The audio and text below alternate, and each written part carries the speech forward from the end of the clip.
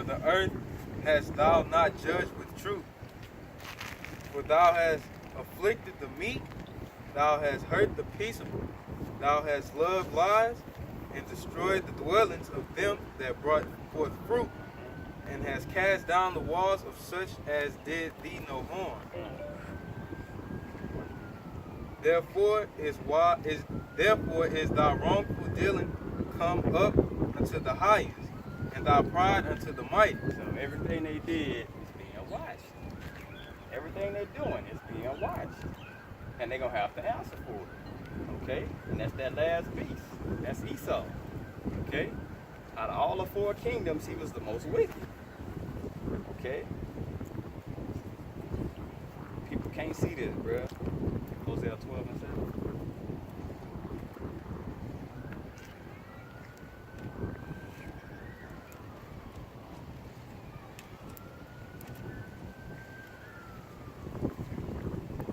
This is Hosea chapter 12, verse 7.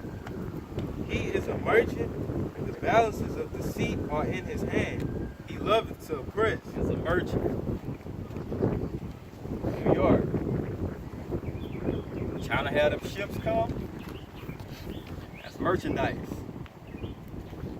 Buy it for this price, sell it to everybody else from here. That's why you think everything you get, say, made in China. You know what I'm saying? Everything you get made in China. That merchandise comes from a merchant. Bam, boom. Gets here, unload the ships, pack it in trucks, send it to stores. And you know it as merchandise. But who is the merchant that's paying for all that? Esau. You know what I'm saying? And that's how he make his money. It says he is a merchant. It says the balances of deceit. Because he'll buy and have China make some Jordans for $2.75, and they get here, and guess what you're paying for it? $200, $215. You know what I'm saying? Some Jakes, they get a little money, they going, man, these are the rare Jordans, man, $5,000. You know what I'm saying? 5,000 for them because nobody else got them. Shoes cost $2 to make, bro. That's deceit. It says he loved it to oppress. Clearly, we're going today. Esau loved oppressing people, bro. That's just something in his nature. He loved oppressing people. All right? Proverbs 17:15. This is Proverbs chapter 17, verse 15. He that justifieth the wicked, and he that condemneth the just, even thou both are abomination to Yahweh. So, by you agreeing and doing what's contrary to Yahweh Shem Yahshai, you know what you're doing? You basically justifying the wicked. Okay, you justifying the wicked. Alright? It says you're going to be an abomination. Alright? You're an abomination to Yahweh Shem Yahshai because you going against his word. You're going against everything that he says to do. You know what I'm saying? You can't justify something that's wicked. If a brother tell you you're supposed to be doing this, do it. Because when you're going against what the brother's saying, that means you're justifying. It's like this. It's right and it's wrong. If a brother give you order to do something that's right in the eyes of Yahweh Shem Yahshai and take an order, if you do it, you're doing right. But if you over here, that means you're done adjusted and you're justifying the wickedness because it's opposite of Yahweh Shem Yahshai. All right? Isaiah 5:20.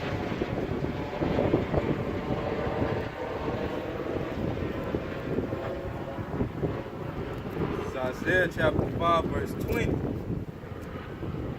Woe unto them that call evil good and good evil, that put darkness for light and light for darkness, that put bitter for sweet and sweet for bitter. That's damn near the whole world.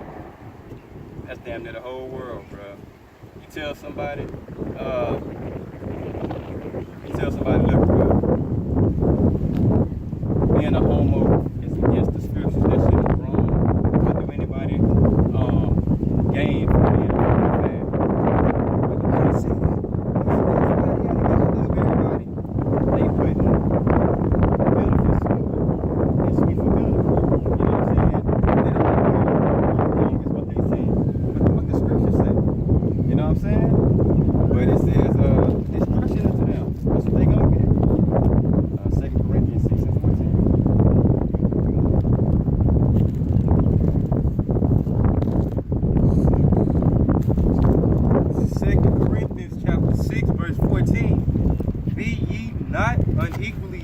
together with unbelievers. Mm. For what fellowship hath righteousness with unrighteousness? And what communion hath light with darkness? It's two things, they're opposite. Okay? Either you for Yahweh Shai or you're against him. No gray areas. Plain and simple. No gray areas. Either you for him or you're against him. You know? It says, that's like oil and water. It don't mix. You know what I'm saying? You put a pot of water on and you put oil in that motherfucker. The oil is like, it's doing everything it can to get away from the water. It's sticking together. It doesn't want to be in the water because it's opposite. You know what I'm saying? That's like lightness and dark. Like your flesh and your spirit is like totally contrary to one another. You know what I'm saying? Proverbs 11:21. No, we did that one. No, yeah, Proverbs 11:21.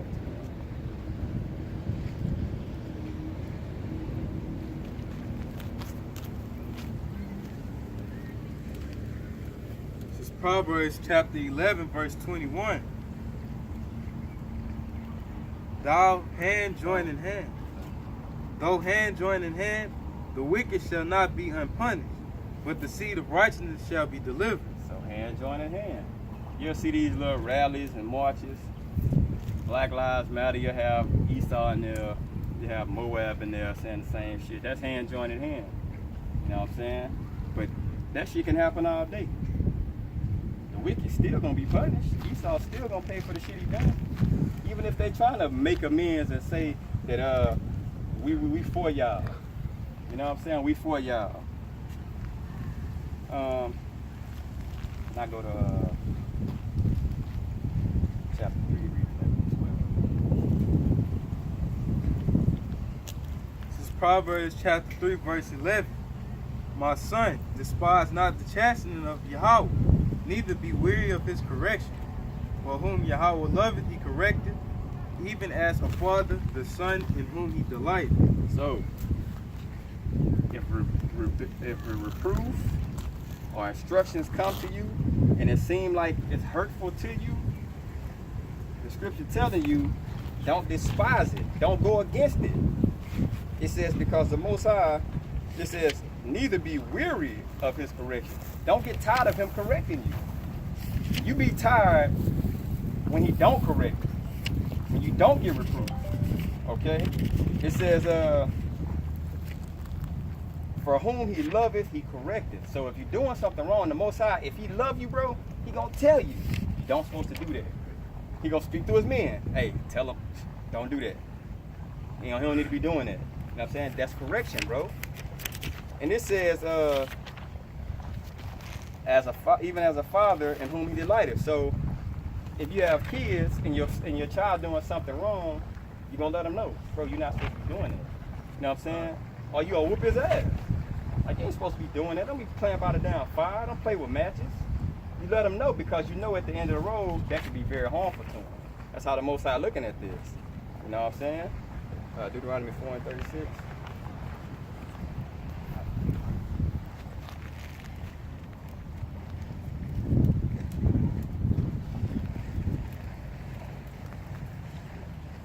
Deuteronomy chapter 4, verse 36.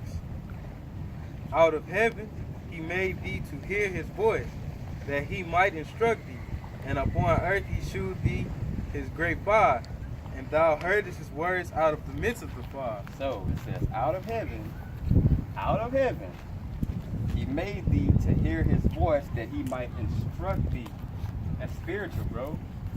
Because when a brother gets basically instructions to tell another brother, look here, you don't need to be doing it. That's him giving his instructions, okay? He made it to where certain people would hear that voice. Everybody not gonna hear it, all right? Everybody not gonna hear it. So, if you hear it, obey it. If you hear it, obey it, all right? Deuteronomy 8, chapter 5 and 6, verse 5 and 6. Deuteronomy chapter 8, verse 5. Thou shalt also consider in thine heart that as a man chasteneth his son, so Yahweh thy power chasteneth thee. Therefore thou shalt keep the commandments of Yahweh thy power, to walk in his ways and to fear him. So, correction only comes because it's love. Okay? Correction comes from love. Okay? That's the only reason he do it. If you have a dad that really don't care about his son, he gonna let him basically walk the way he wanna walk. You know what I'm saying? That's not good. You know what I'm saying? That's not good, because you could be thinking something's right your whole life and basically leading yourself astray. Okay? So you need that father figure to tell you, look, man, that's wrong. You've been doing that wrong your whole life.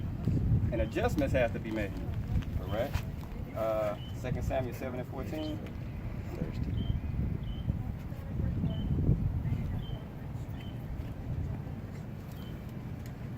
So 2 Samuel chapter 7, verse 14. I will be his father, and he shall be my son. If he commit iniquity, I will chasten him with the rod of men, and with the stripes of children of men. Nah. When you get chastened, that's like basically judgment. It says, I will chasten him with the rod of men. How was the nation of Israel chastened? Esau. Slavery. Okay, that was being chastened by the rod of men, hanging from trees. That's how the nation of Israel was chastened. Okay, that's how we was basically punished. Okay, he said with the stripes of the children of men. All right, Job 5, 17.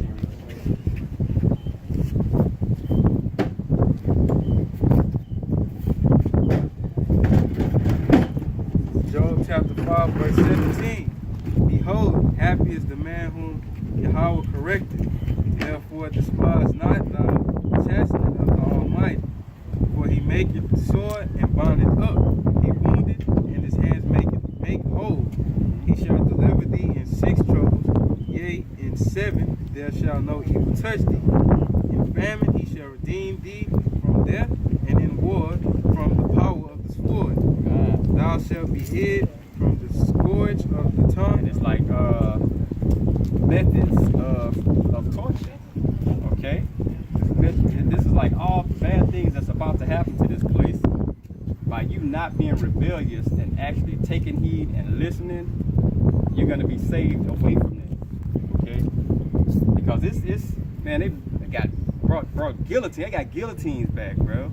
People don't know about it. You know what I'm saying?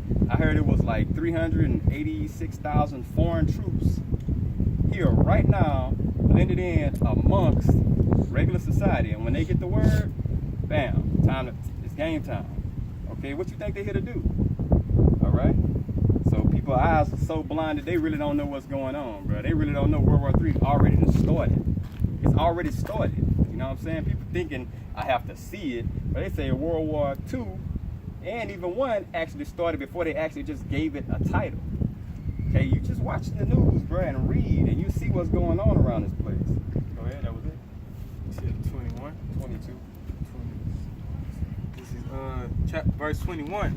Thou shalt be hid from the scourge of the tongue, the scourge of the tongue, neither shalt thou be afraid of destruction when it cometh.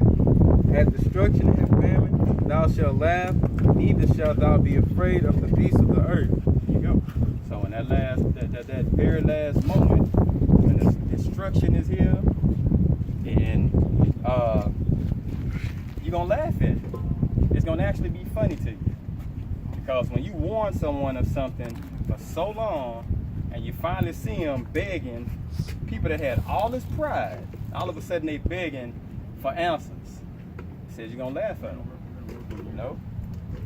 Jeremiah 42.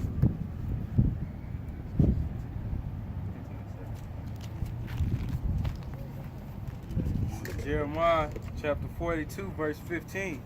And now, therefore, hear the word of Yahweh, ye remnant of Judah. Thus saith Yahweh of hosts, the power of Israel.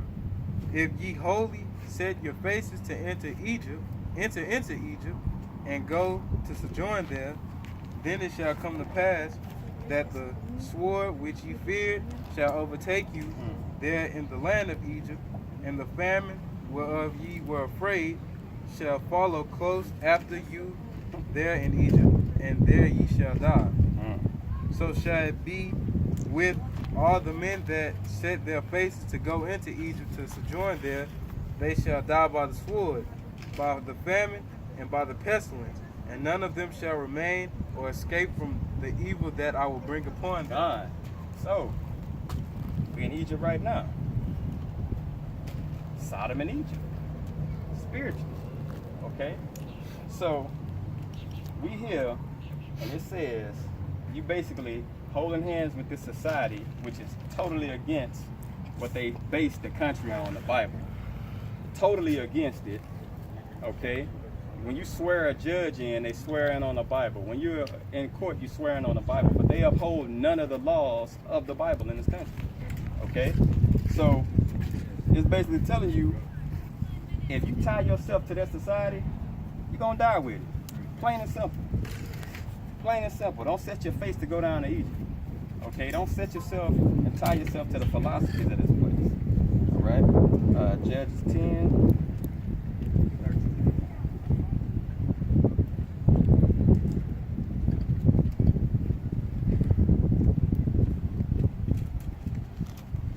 Judges chapter 10, verse 13. Yet ye have forsaken me and served other gods, wherefore I will deliver you no more. Go and cry unto the gods which ye have chosen. Let them deliver you in the time of your tribulation. In time of tribulation. What are you believing on to? How do you know what something a man is a man's God? Because if your God is,